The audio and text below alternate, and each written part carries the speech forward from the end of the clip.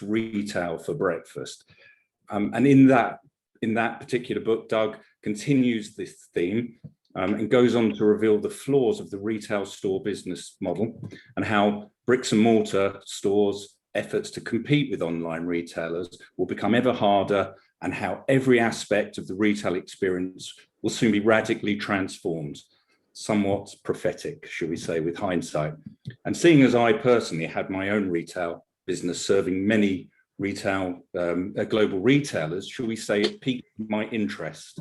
So since that moment, Doug has been my go-to in regards to the future of retail and all retail commentary. And it seems not just me. So Doug, recognized as one of the world's foremost retail futurists, he is the founder of Retail Profit, a global consultancy where his intellectual work has influenced many of the world's best-known retailers, agencies and brands, including Walmart, Home Depot, Disney, Google, Intel, and IKEA. So Doug's unique perspectives have been featured in many of the world's leading publications, and he is now the international best-selling author of no less than 3 groundbreaking books. And in his latest book, Resurrecting Retail, Doug not only reports the unprecedented crash of the retail industry during COVID-19, but also a roadmap for its rebirth. It's meticulously researched, and in real time and from inside the crisis, Doug provides a comprehensive and surprising vision of how COVID-19 will reshape every aspect of consumer life, including the very essence of why we shop. So let's hear from the man himself, live from Toronto, Mr. Doug Stephens. Can everybody just make sure they're muted, please? The age-old call for these. Doug, Jane, hi. Paul, thank you. Thank you so much for having me. It's really great to be with you. And hello, London. Doug, can I just say it's an absolute privilege to have you here for all of us. And I want to thank you personally as a huge fan and follower of everything you've done over the past 10 years. And on behalf, of course, of our audience today. So we all want to hear from you. So if you don't mind, because we've got so much to ask you, but I'm going to dive straight in. Let's do it. Okay, let's do it. Okay, so at the beginning of your book, you paint this picture, not of just pre-existing conditions, but that are accelerated by this pandemic, but a complete dissembling and reshaping of modern life, from education to transportation, work life, and even to entertainment. The pandemic, you say, has a once-in-a-century wormhole. It's a wrinkle in time, and it's leading us out of the industrial age, kicking and screaming into a digital age, and not just into an entirely new era for retail, but for all businesses. So can you elaborate on that? Yeah, sure. You know, I think in the early part, Paul, of this crisis, I was sort of hearing this narrative, this developing narrative in some circles that that COVID-19 is really just an accelerator of everything that was already in play, and now everything is sort of, being sped up into sort of hyperspeed. And so I sort of evaluated that. I looked around the landscape. I looked at the changes that were manifesting themselves, the broader changes across society, not just in the retail landscape or in the consumer landscape. And it pretty quickly came to the conclusion that there's no question that, some aspects of life pre-pandemic had become accelerated. Certainly the flight to online consumerism was accelerated. But I also felt that we were shortchanging our diagnosis here if we were just sort of chalking it all up to an acceleration. Nothing to worry about, folks, just, carry on, nothing to see here sort of thing. And I felt, when was the last time hundreds of millions of us were literally forced to work from home, and to grapple with the means and the technologies and the systems to do that? When was the last time hundreds of millions of students were forced out of their classrooms, out of their social circles, and made to work in an isolated state from home, again, relying on technology, not just for inspiration or rather for information, but also to try and provide inspiration, which has proven much more difficult to translate online.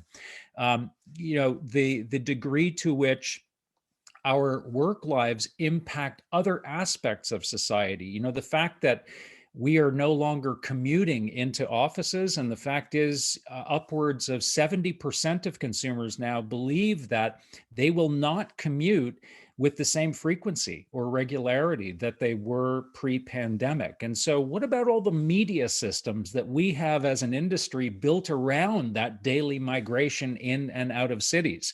Just think about all the out-of-home advertising and the investments in those systems that have been made on the bet that herd of consumers into Manhattan or London every day are going to see your advertisements. So for me, this was a far deeper and inflective sort of crisis than we could give it credit for being if we just sort of chalked it up to an acceleration. And so that's really where the jumping off point for the book came, was if we accept that this is a unique wrinkle in time, or a wormhole, as I call it in the book, then what are we going to emerge into when we get to the other side of that wormhole? It's a world that we have never been to before, and we really don't know precisely what that competitive landscape is going to look like. And frankly, we don't know what the condition of the consumer is. In the stark light of day post-pandemic, we don't know what the financial or psychological condition of the consumer is actually going to be. And so that was the aspect of this crisis I wanted to explore. Yeah. And I think you explore it absolutely amazingly, and I think it will become a go-to text for that, because if you want to sort of go into the fact, the way that you explain, if you like, the crumbling of the industrial age, such as future of work cities, this kind of pilgrimage to suburbia, education, transportation. I think again, it's unbelievable the way you take us through that, and what it could look like, because it's unrecognizable. And the interesting thing too for me, Paul, is that when you look at it, when you sort of pan out and you look at retail in the fullness of history, I find that when we talk about what is normal in retail, this desire to get back to normal, the truth is, in the context of history, what we have emerged from was the aberration.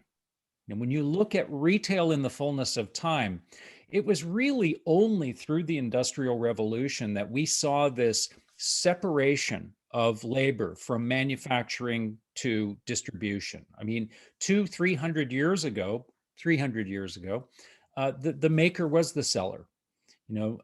Consumers were known personally. Products were made in a bespoke fashion. And it was really only through the Industrial Revolution that we saw this scaling up of manufacturing. We saw this division of labor now between makers and sellers. We saw consumers now treated as markets or segments that were to be targeted and deployed against, as opposed to human beings with needs and lives and families. And so, I look at the pain that we're going through right now to some extent is not because we are departing, an era that we regard as normal. It's because we are re-entering the way retail really has been for millennia. And that is sort of a lot of the pain that we're feeling is this return to the way I think commerce ought to be. Yeah, that's absolutely. Yeah. So earlier on, you were talking about the younger generations, and there's one section in your book that I read that it kind of, I wouldn't say shocked me, but it kind of brought it home to me. But you actually you call the millennials, you draw attention to the fact that the millennials and the Gen Zs actually are almost like a lost generation, and this is actually going to affect them more than anybody else. So if you can elaborate on that. Of course, yeah. I mean, let's look at the millennial the experience thus far. You know, we've treated that generation to two pretty cataclysmic events in their short lives. First, of course, being the financial crisis of 2008, 2009. Just as many of them were emerging from colleges and universities around the world, bright-eyed and bushy-tailed, ready to head into the workforce, they got slammed by the greatest recession in recorded history. We know from study that an event like that, a severe economic event at the front end of your career, actually hobbles your income and your wealth by a significant amount, by double digits, and not just in the short term kind of surrounding that event, but over the long term, up to 20 years.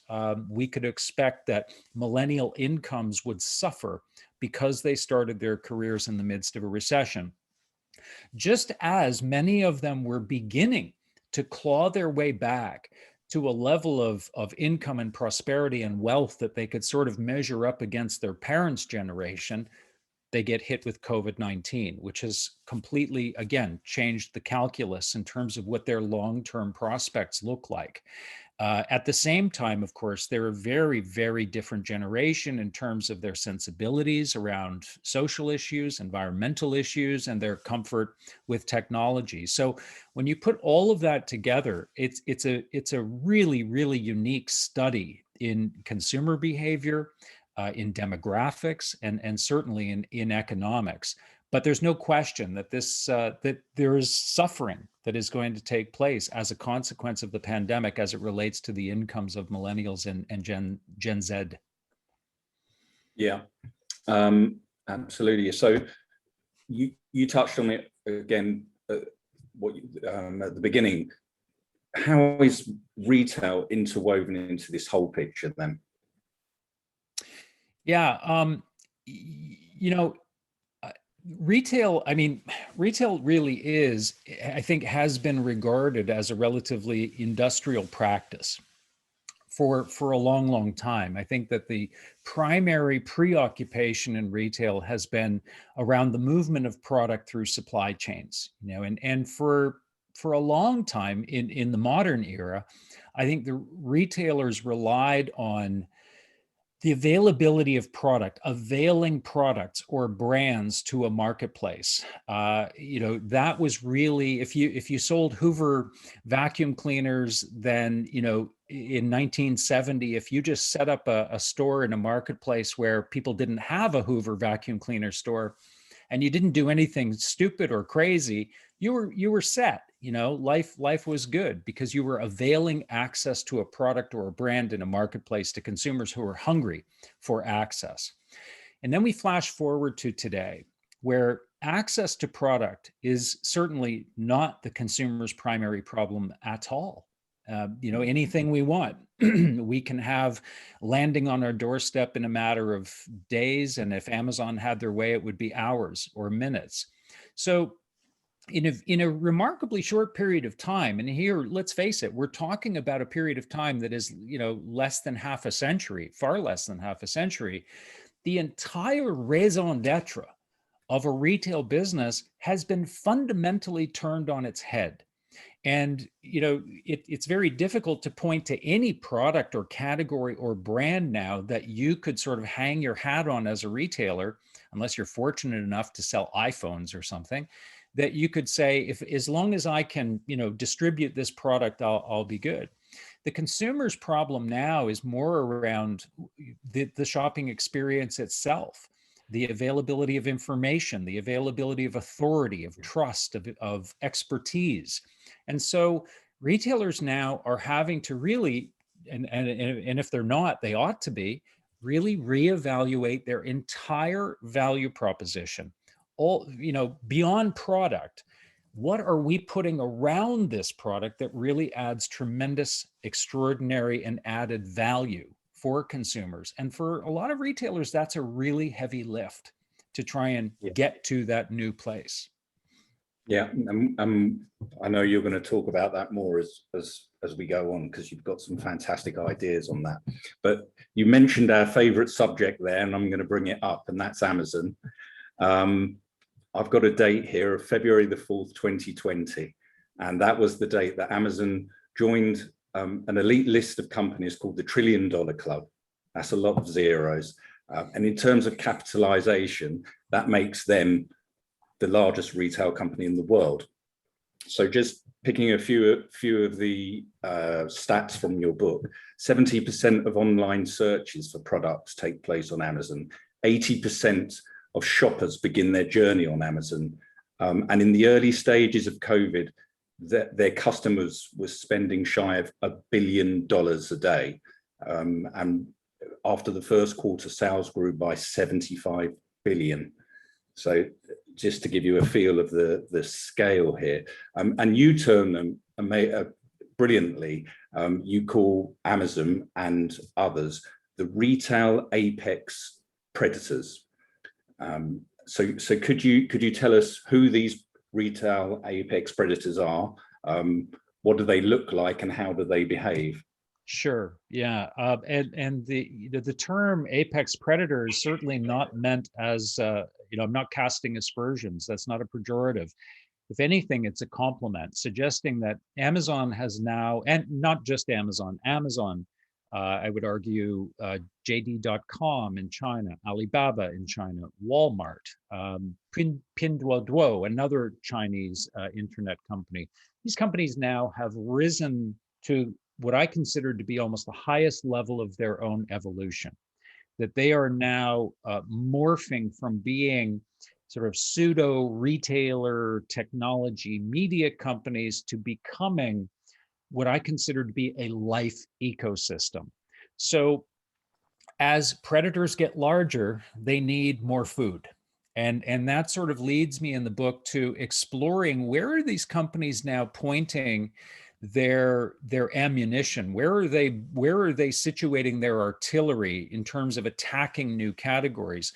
And what is pretty stunning is when you start to explore the categories like banking, education, healthcare, shipping and transportation, these insurance is another one. When you start to explore these very lucrative verticals that also happen to have, in many cases, very vulnerable competitors in those categories.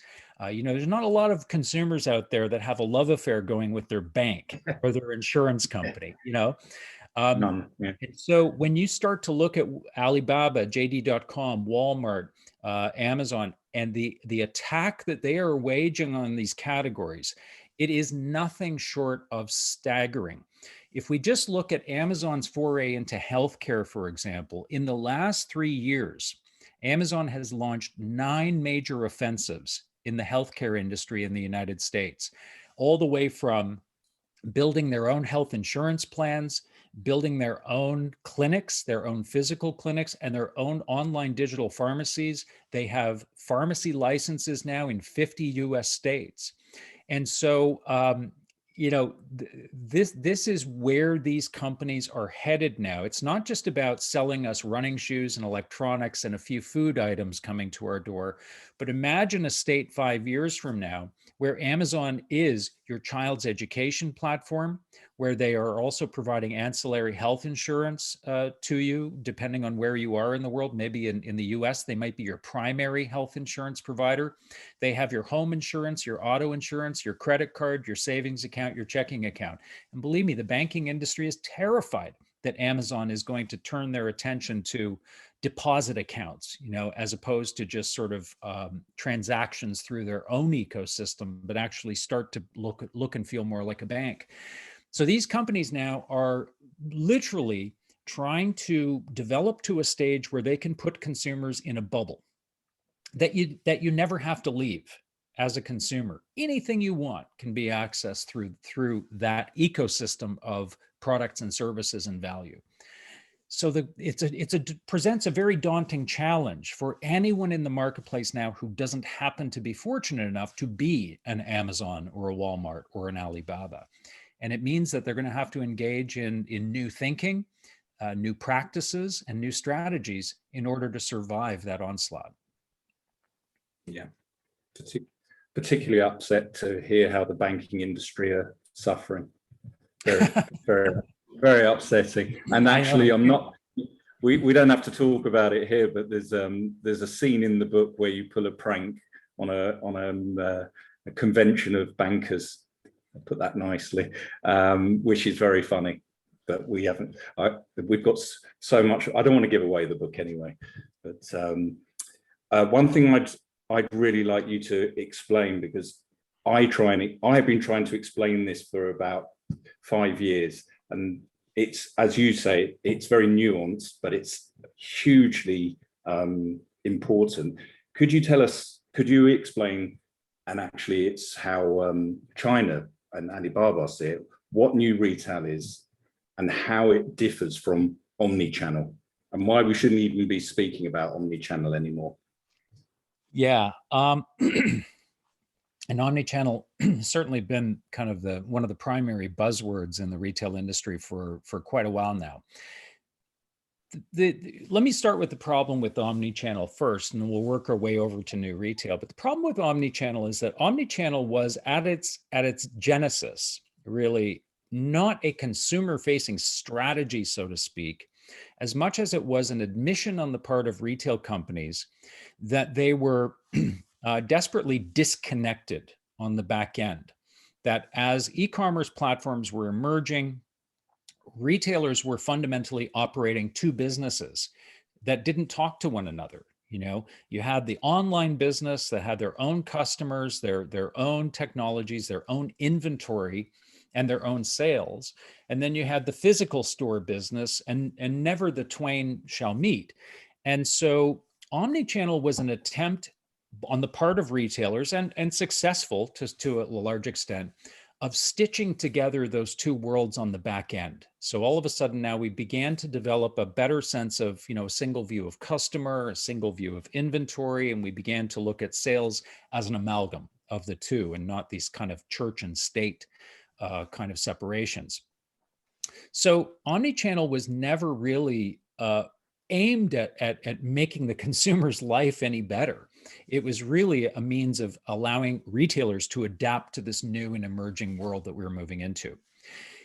Alibaba and a lot of other companies in the Chinese market, they were never even privy or party to the omni-channel discussion. By 2002, 2003, with the SARS epidemic, they had to very, very quickly ramp up their activity in online. If you were a grocery retailer in China during SARS, it was literally, and SARS had about a 15% mortality rate, let's not forget.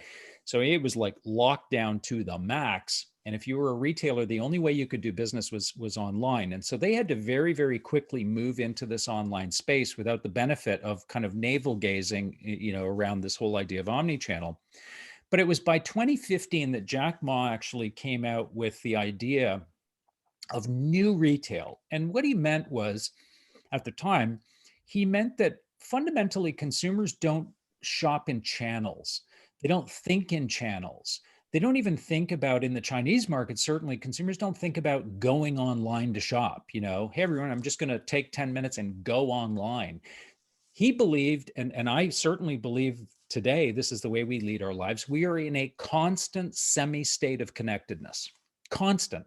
From the moment I wake up in the morning till the minute I go to bed at night, I am connected to the internet. And some would argue that even now with sleep apps, we're connected while we sleep, So we really and truly now are part of the matrix. And Ma's point was that we have to give the consumer the ability, in whatever moment they are in, and whatever channel or piece of media that they happen to be engaged with in that moment, we have to give them the means to learn about products, to receive the information that they want, to buy those products, to pay for them, and put a logistics infrastructure around it so that they can get it and get it quickly.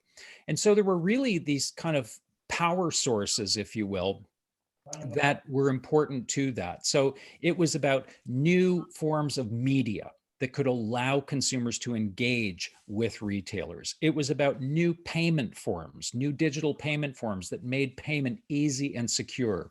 It was about developing new logistics systems and new logistics technologies that could take the shipping time of something from days to, in some cases, and certainly in the case of Alibaba, to hours, or minutes in the case of their grocery stores. It was about creating essentially a completely new infrastructure around the whole concept of retail.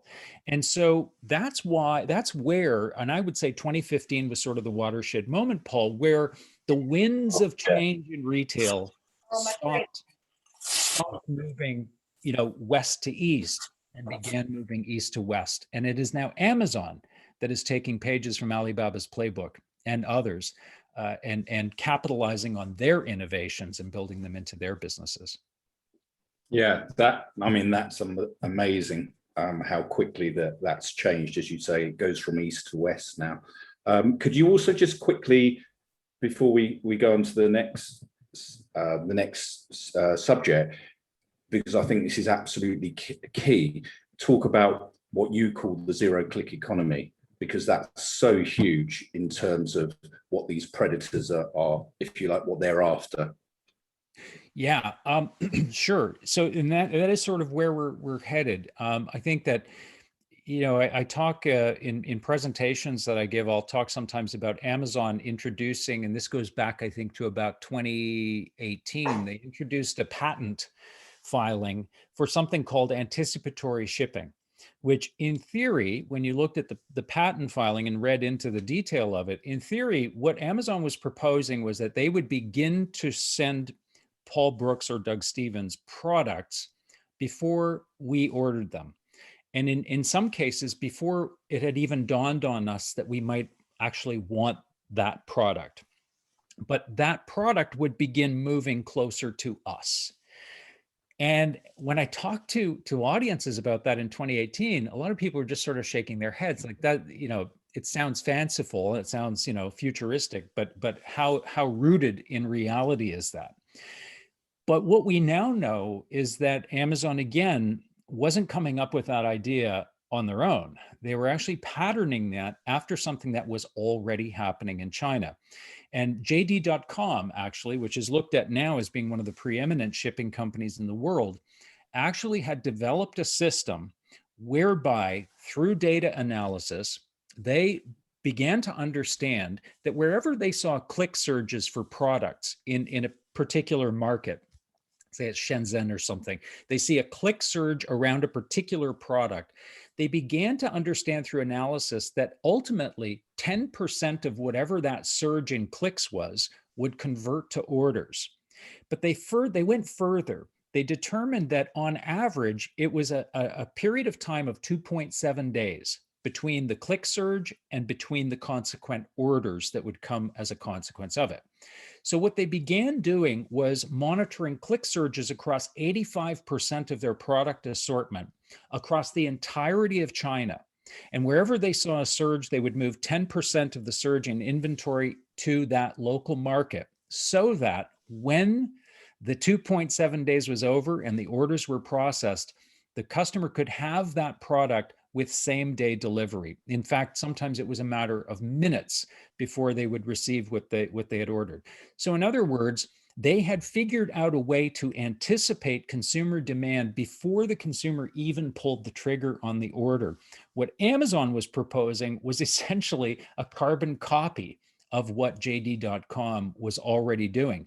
So if we flash forward to kind of the end state, it is entirely conceivable with enough data on individuals and households that somebody could know what I am likely to eat on a Wednesday evening, or what I am likely to buy when springtime comes.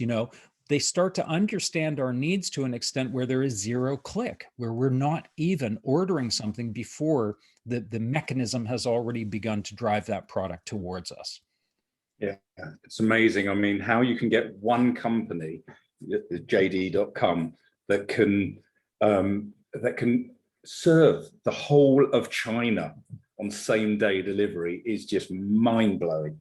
It is. Set the whole of China on same day delivery is crazy. And I think as well, there's examples in your book of Walmart are going to move their warehouse into our garage, basically, so that they're going to anticipate what we need, and they're going to fill up. We can just go in the garage, buy it, and fill up our freezers. It's just crazy.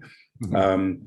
So yeah, we can go on forever on that one. It is scary. It's scary. It's a bit of a dystopia, and I mean, definitely a dystopia. Where, it begs the question, where does the line between convenience and sheer creepiness, yeah. Where do we draw that? Yeah, that's way past it, definitely. Okay, so we've got this scenario that you paint so brilliantly in the book. So you've got this small handful of apex predators that are going to command this massive international marketplace, basically controlling these huge swathes of our lives.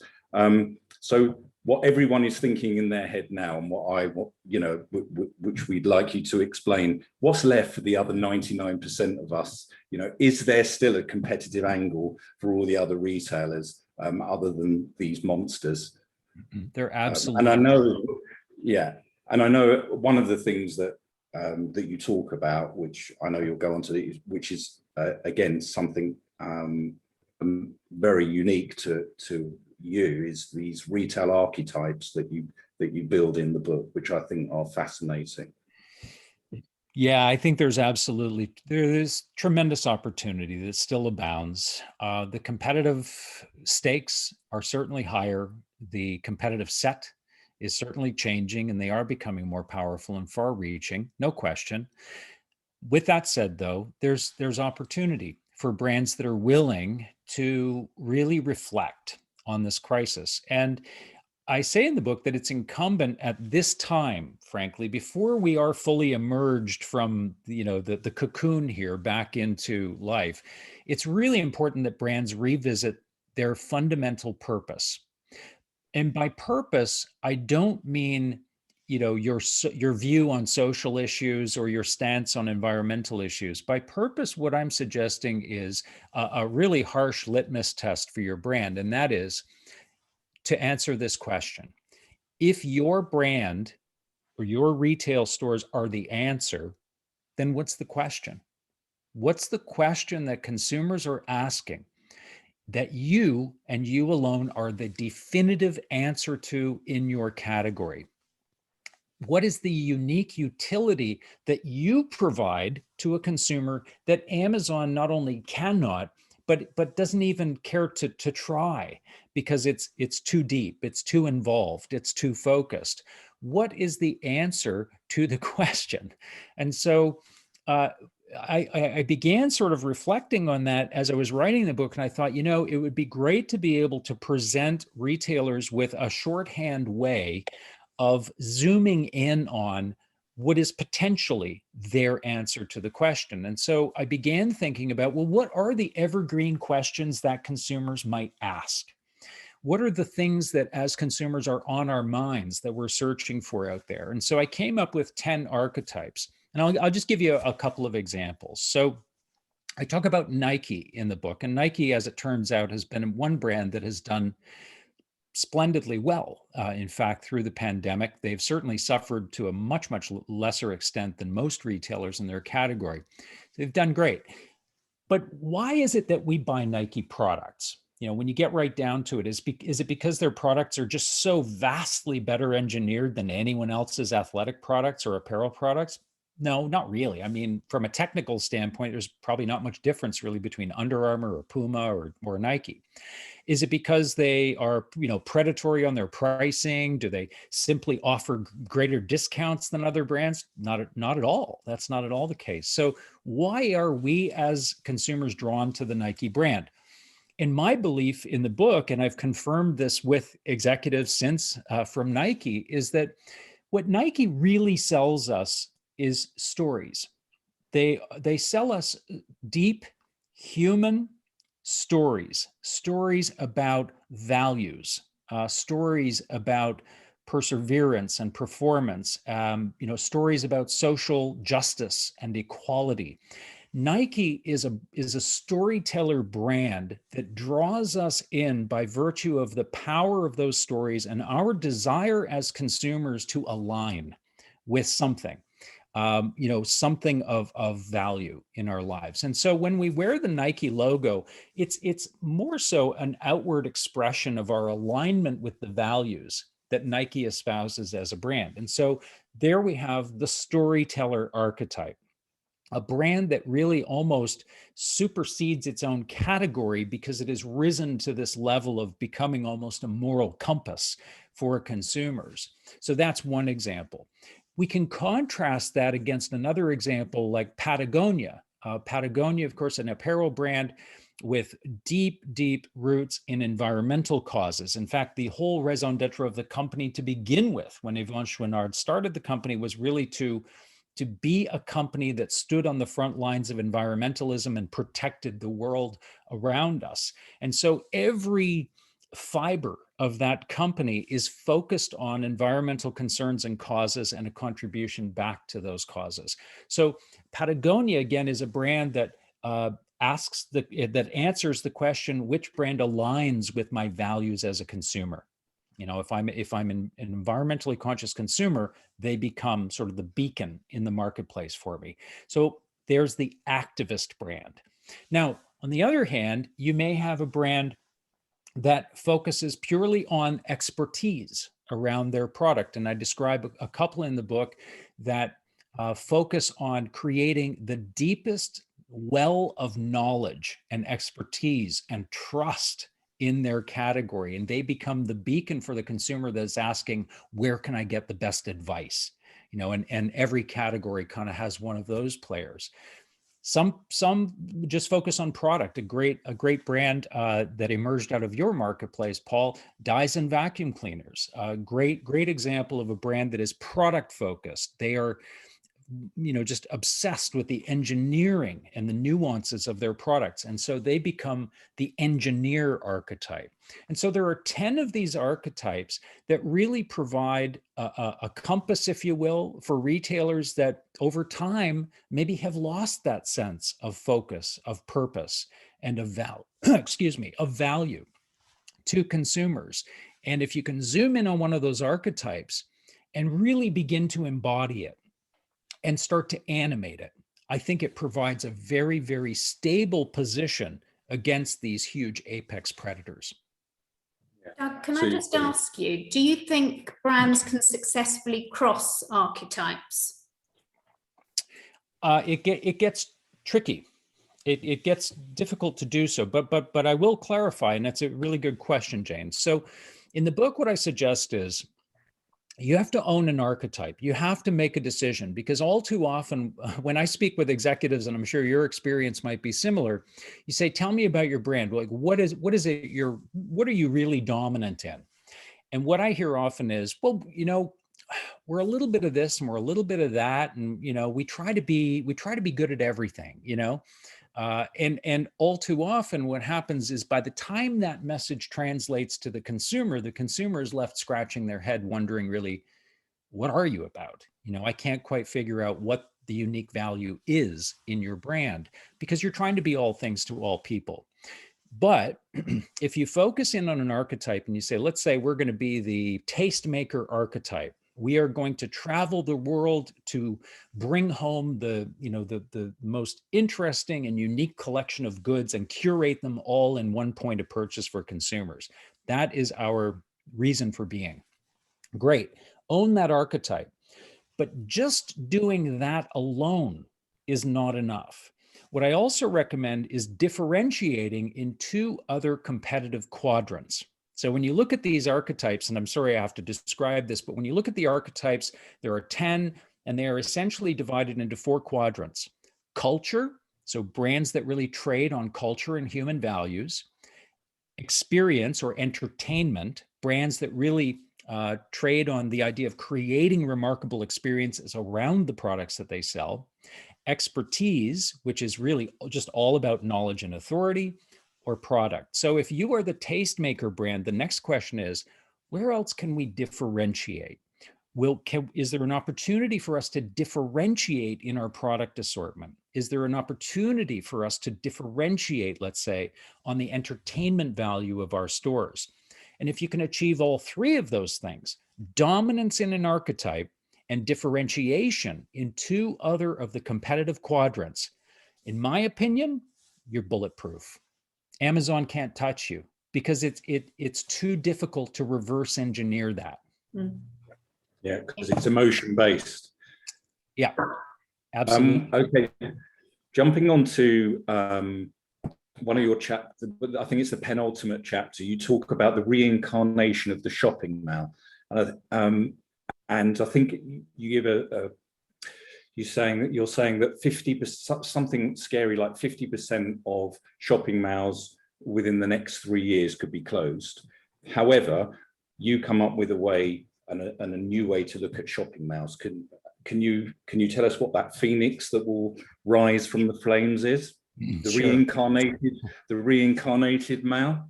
Sure, you bet. So I know we've got some students on the call today, some young people. So I'm gonna talk like an old guy here for a second. So back in the day, when I was growing up in my teens and early 20s, the shopping mall was really the center of life in many communities, and certainly mine was one of them. And so for me, the shopping mall was Facebook. It was where you met up with friends after school or on a Friday evening. The mall was Netflix because in many cases, that's where the local movie theater was. It was Uber Eats because that's where the food court was with, my goodness, 12 different restaurants in one place. Imagine that. It was certainly Amazon because it was where most of your shopping journeys began and ended. If you weren't sure what you wanted, you went and explored your options at the mall. And you had this myriad of brands all, again, under one roof. And now we flash forward to today, and every single one of those social and commercial functions sits right here in the palm of my hand. I don't need to go anywhere to enjoy connections with friends, the availability of food, entertainment, and certainly not commerce. And so the shopping center has, again, found itself as an industrial concept trying to survive in a digital world where it has lost all functional and social relevance and frankly lost all commercial relevance. So the question becomes, what are the deeper human needs that we have beyond commerce? What are the deeper human needs that we have that will remain evergreen? And my belief is that we have a need to commune. As human beings, we are undeniably social creatures, and we need contact with community. We need contact with other people. We need physical environments to activate our senses, and reaffirm that we are indeed alive and not just digital avatars. So there is a place for that in the world. And I don't even want to call it a shopping center anymore. Let's just call it a center. I was actually on the phone yesterday with a shopping center developer and sort of going through this idea that this world that they come from, where it's about gross leasable square footage and 10-year leases and committing the same 100 retailers to, being in the center for the next 10 years, that industry is dead.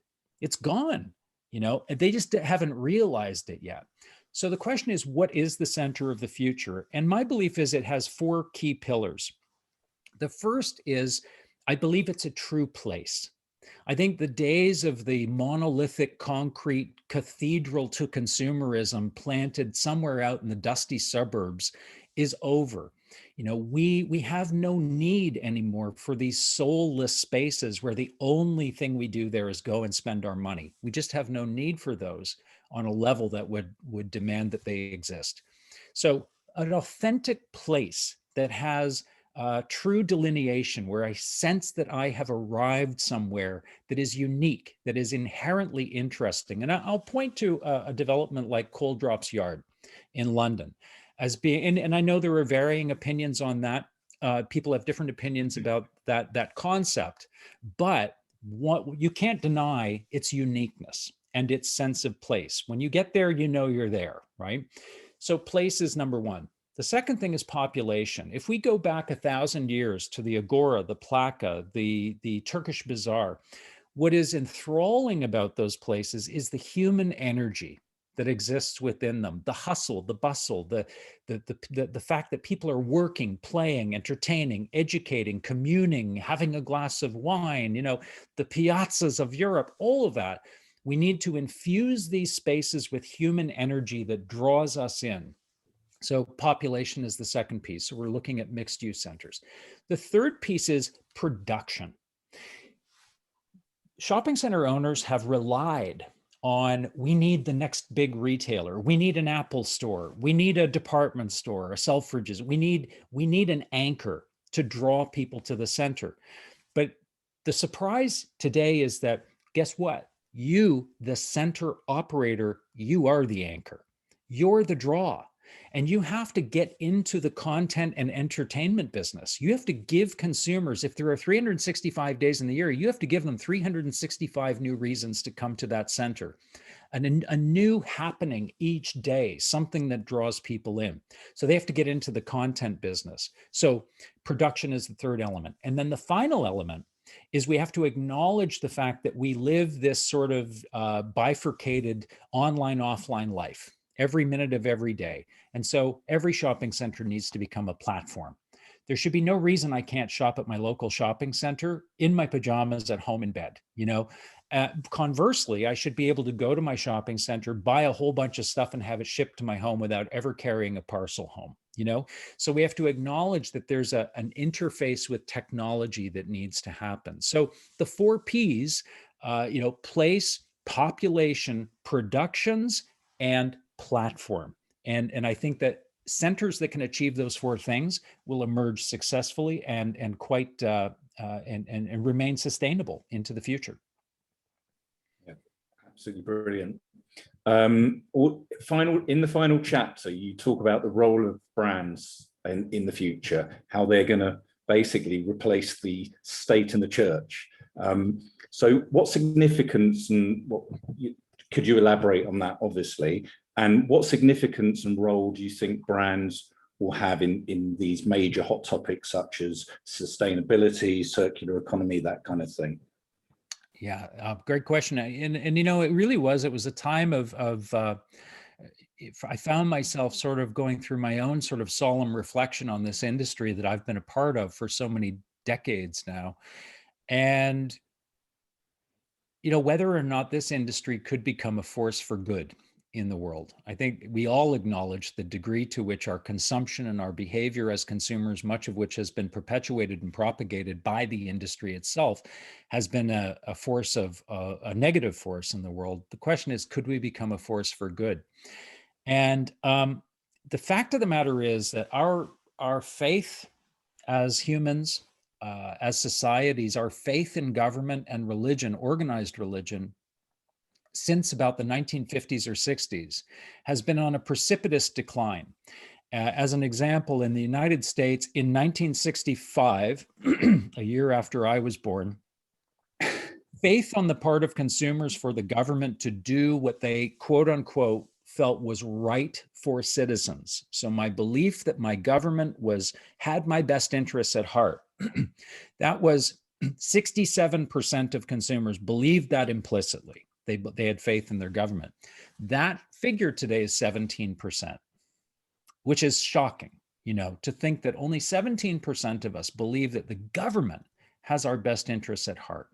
We've seen the same sort of precipitous decline in organized religion, particularly in across Europe. I think 75% of young Swedes claim to have absolutely no sort of formalized religious affiliation. And so we are losing faith in the fundamental institutions that have guided our laws, our practices, our moral compasses. We are losing faith in them. But what is happening at the same time is that brands are now stepping forward and taking positions on issues and filling the vacuum that is being left by government and by religion, and giving consumers a sense of moral compass, giving us a bit of a barometer in terms of the things that are happening that should demand our attention.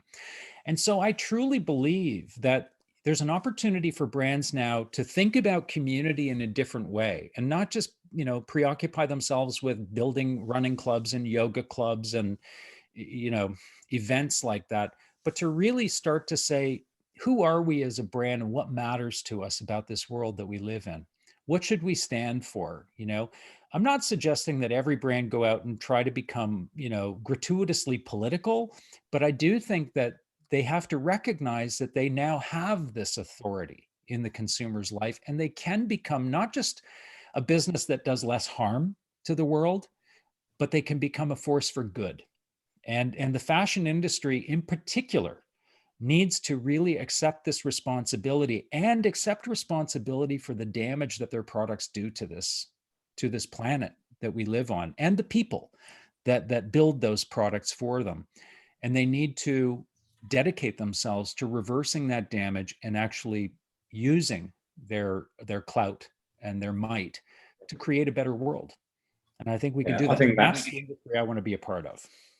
That's amazing. I think that is going to become the central theme of, going forward. That is going to be the center of everything. There's no doubt. Right, last question, because it's so great. I mean, it'd be great if we could carry on another hour, but I know we can't. Another time. Yeah, that would be cool. We'd love to have you back. We'd love to have you back. So last question. So the pandemic has turbocharged this shift to digital. Years of online sales growth have happened in months, and globally thousands of stores have closed permanently. This once in a generation transformation will change everything: how we live, how we work, how we learn, and of course, how and why we shop. In fact, nothing, by the sounds of it, will ever be the same. That said, out of crisis comes opportunity. So going forward for retail, what is the opportunity? So I think the opportunity is to, I think the opportunities are many, but I think the opportunity is ultimately to build a better business, to build a business that is ultimately better for consumers, better for the people that work in those businesses, because all of these things have really come into sharp contrast. The idea that we had people getting up in the morning to earn subsistence wages and donning a mask and gloves and going to work in a place so that they could fill our grocery bags and make sure that we had groceries and other products coming to our doors, while many of us sat in the safety of our homes, on Zoom calls. These people were getting up each morning to go and do that for us. These human aspects of the industry have really, I think, come back to our doorstep now and presented themselves to us. So I think building a business that's better for consumers, that's better for employees, and ultimately better for the planet. Those, I think, are the broad opportunities within that. And as a consequence of that, I think that there's a richer profit opportunity. How many retailers just every day, Paul, are grinding it out in the trenches, right? And trading on a point of margin here and a few pennies or pounds over here, instead of really building a business that is resistant and resilient to challenge, to change, that is a powerhouse and a force for good in the marketplace. So that's my aspiration for every business. Brilliant. What an amazing place to finish. That's absolutely brilliant. Thank you so much, Doug. That was, absolutely fascinating. And having read the book, obviously it gives the colour and the detail behind it. So I would absolutely recommend to everybody to make sure that you get a copy of that book as soon as you can. It's been a real pleasure being with you. Thank you for having me. Fab. I have said to anybody who wants to ask a question to stick it in the chat now, and we'll pick it up from there. Just picking up on your last answer, I've got a question. Are there any brands out there that you think really are doing a good job in terms of taking over from from church and state, and being responsible and helping us to see a way forward, to be leaders? Yeah, I use the example of Nike a lot, and I I hesitate to always kind of go to one example as a bellwether, but I have to say that I think Nike did a number of things dating all the way back to 2017 that really have, I think, galvanized its position in the marketplace. And so if we could look at these things as there were aspects that were cultural, and there were certainly aspects that were pragmatic and more technical in terms of how they run their business. The first thing they did was they said, look, we have a brand story to tell. And we don't believe that that story is being told optimally through our distribution. This is going back to 2017. And Mark Parker basically came out in an announcement in 2017. I think it was October of 2017. It was the shot heard around the world, where he said, we have 30,000 points of distribution, 30,000 retail businesses in the world carry Nike products. Going forward, we're going to invest in 40 of them, 40 out of 30,000. The 40 are those brands that we feel can actually translate the Nike message, the Nike culture, and the Nike experience to the end consumer. The rest of you, thanks very much. It's been fun, but we're not going to be investing in you anymore. The second thing they did was they said, we are going to also take more control over our own brand story in the marketplace by controlling our own distribution. So we're going to have a target of 35% direct to consumer sales by, I think it was 2020, which they exceeded. And they're now en route to 50% of sales direct to consumer. They also said, we're going to create our own store environments, Nike House of Innovation, Nike Live, Nike Local, all of these installations in the marketplace that could become brand outposts, brand clubhouses, etc., but a place where we can truly translate the value that we provide.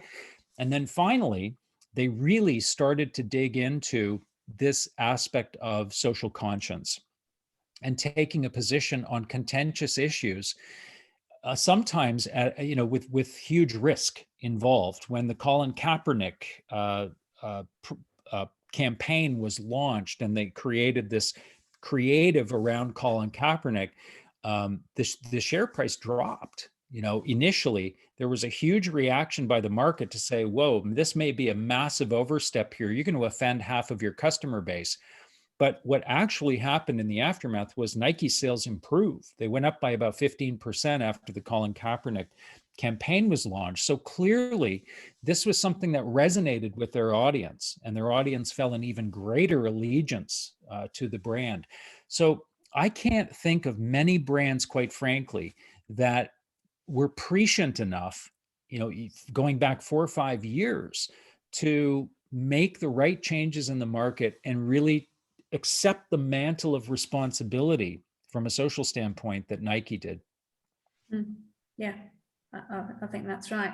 In fact, in your book, you talk about Patagonia and their advertising about don't buy this product because it isn't sustainable, it isn't fit for purpose. It's a similar proposition, isn't it? Yeah, absolutely. Patagonia, and this goes back, I guess, to around the same time frame. I think it was 2017 or 18 when Patagonia took out a half-page ad in the New York Times. And the ad was simply a Patagonia jacket, and underneath it were the words printed, "Do not buy this jacket." And they went on to elaborate. They said, we would much prefer, rather than just adding to the landfill in your local market, keep what you have. Repair it, sell it to someone else, or even better, we've created a worn wear marketplace where you can buy resale Patagonia items. They didn't make any money off it. They were facilitating the exchange of their own products between consumers at a resale level. And so, a great example of a brand, and by the way, they give 1% of all revenue, not just profit, but revenue, to environmental causes. They will bail out their own personnel. If their personnel are arrested at a peaceful protest on behalf of the environment, they will bail them out and their spouse out of prison. So I mean, this is commitment at a DNA level. And Yvon Chouinard will be the first to say that he literally created the company as a means of contributing to environmental causes. You know, that was really the whole genesis of Patagonia. So, and that's why both of those brands, again, going back to the archetypes, both of them sit squarely in the culture quadrant. That's where they dominate. That's real authenticity for you, isn't it? Indeed. So Nikki, you've got a question. You say you talk about brands guiding people's moral compass. How do you see this working? You've sort of just answered for me, but I suppose in terms of the mid-market players, how do they make this come alive? I think they have platform. You know, they have platform and they have audience, and they certainly have the attention of the market. And I believe that what we are realizing is that, and this is unfortunate, but I think it's just an unfortunate reality of life today, is that the government can rail about things that they see as being priorities and things of importance. They can regulate, they can litigate, but it's the commercial aspect. It's the ultimately it's where the market chooses to put their money is what moves mountains, you know?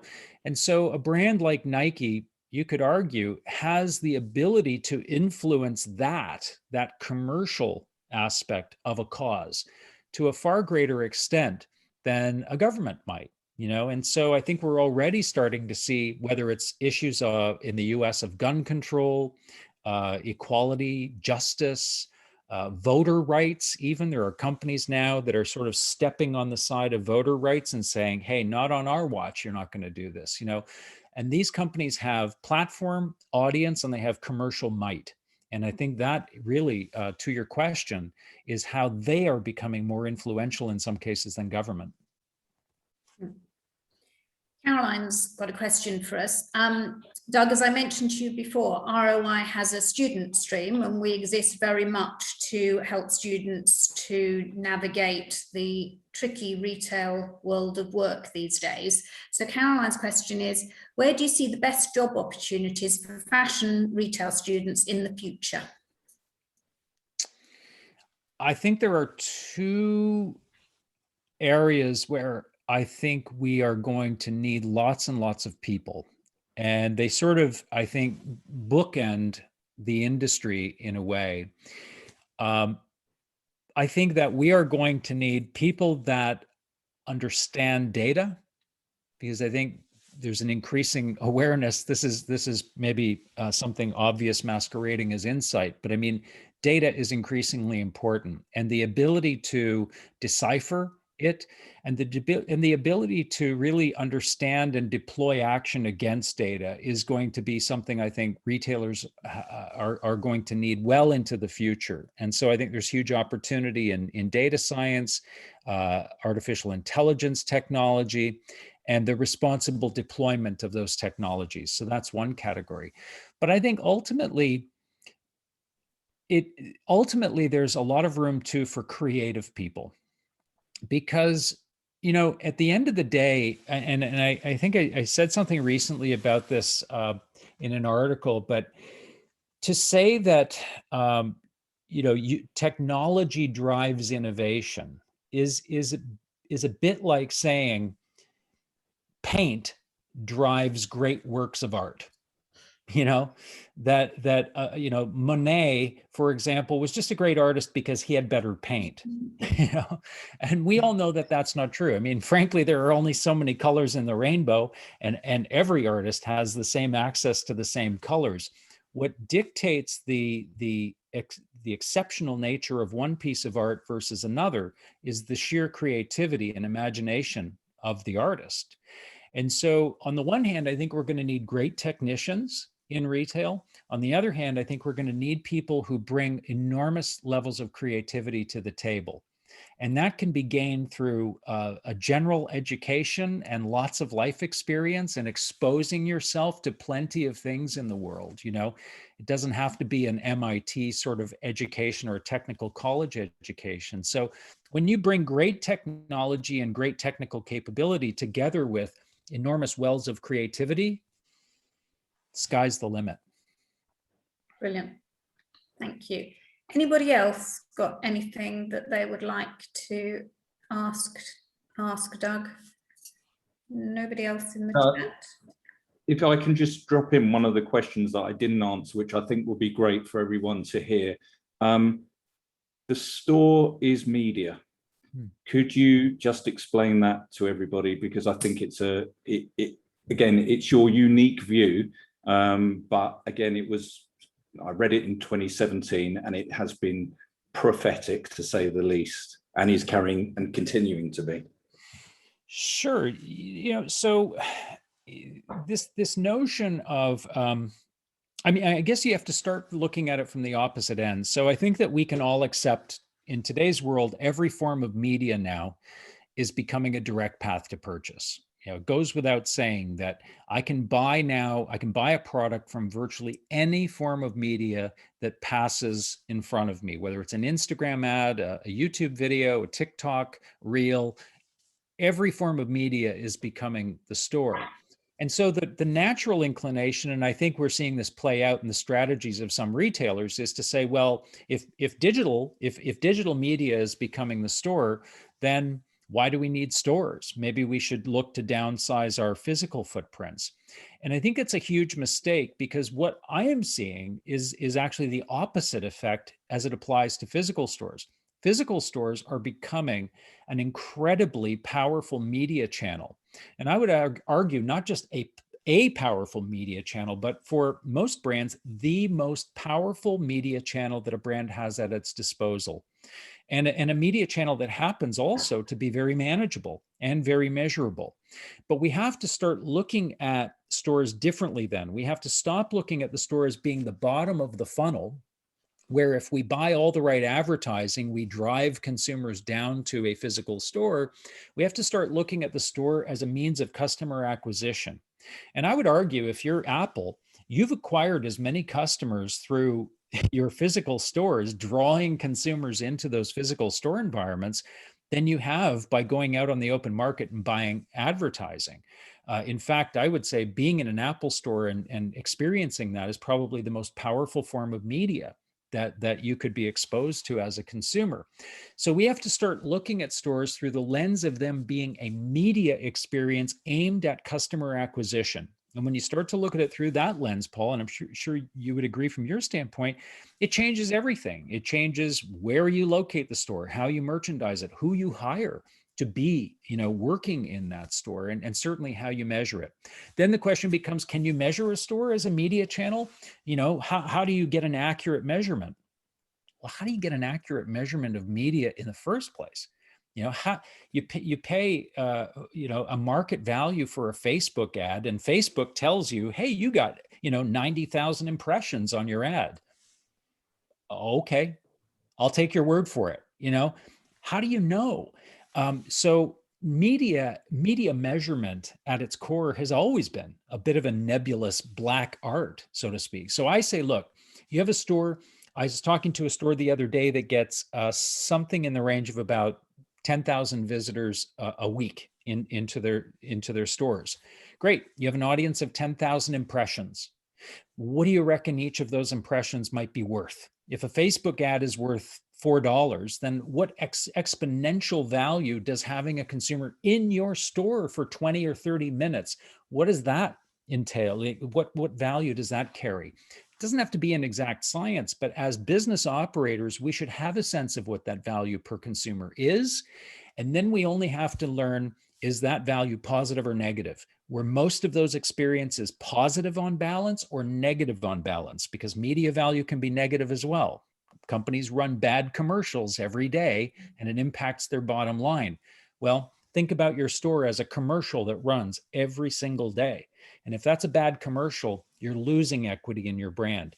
If it's a great commercial and consumers have a wonderful experience, it can be a tremendous add to the total value of your brand. So we have to attribute that value back to the stores that generate it. And so media is the store and stores are media. Thank you. Brilliant. One last question then from Kim. Is Amazon now the landscape and not the competition? So can brands exist on the platform and differentiate from pure Amazon offered products? That's a great question, because, you know, you do have to sort of say to yourself, well, look, if Amazon is becoming this apex predator that is going to, you know, own vast populations of consumers within their this life ecosystem, then maybe as a brand, I'd be better to just plug into Amazon, you know, and I get access to those customers, I get all the benefits of being on that platform, et cetera, et cetera. But Amazon is a bit of a two-headed monster. And on the one hand, they will invite you into the platform. On the other hand, they will use the data that your products and your brand generate to hone their own understanding of your category, of your product, and wherever they see a product excelling, they will create their own product. And I say this not as conjecture, but as fact. There are brands like Fortum, for example, which makes car trunk organizers. And they had their product literally stitch for stitch, dimension by dimension, replicated by Amazon. A couple little nuances just to avoid any sort of, you know, IP infringement, but essentially it was the same product. Now, Amazon will tell you that, well, we just look at a category. We just look at the whole category and pull data. And from that whole category, we develop new products. No harm done. But the problem is Fortum products were 95% of the sales in that category for Amazon. So in essence, they were really just looking at Fortum's data and they replicated their product. The only significant difference being they undercut them in price by a significant amount. And they boosted their own Amazon product to be one of the top recommendations in the media system that they control on their site. So I'll ask you, is that the partner that you really want to stake your reputation and your brand's existence on? Probably not. And that's why in the book I say, look, if you want to make that decision, if you want to make that calculated decision to plug your brand into the Amazon ecosystem, more power to you. Pack a parachute. You might need it. But if you really want to control your own destiny, then you need to figure out how to create your own energy around your own brand for your own consumers. Yeah, because basically, really, it's their customer, isn't it? That's the key. You're renting space, but what you're really doing is just giving away your customer. I mean, they have got obviously the most amazing outreach. Yeah, you know, you wouldn't be able to replicate that. You wouldn't be able, as you were saying in your book, you wouldn't be able to compete ever. No one will be able to. But essentially, you're just giving them your customer. Absolutely. You're giving your customer your data, and ultimately you're commodifying your brand. And it was enough, going back again one more time to Nike, it was enough to make Nike say, not on our watch, we're out. And they left Amazon. Yeah. Very telling. Brilliant. Thank you so much. Lorraine just wants to know, is your book available on Kindle? It is. Yes, you can order it as an ebook, and it is available on Kindle or any other reading device. Perfect. Thank you.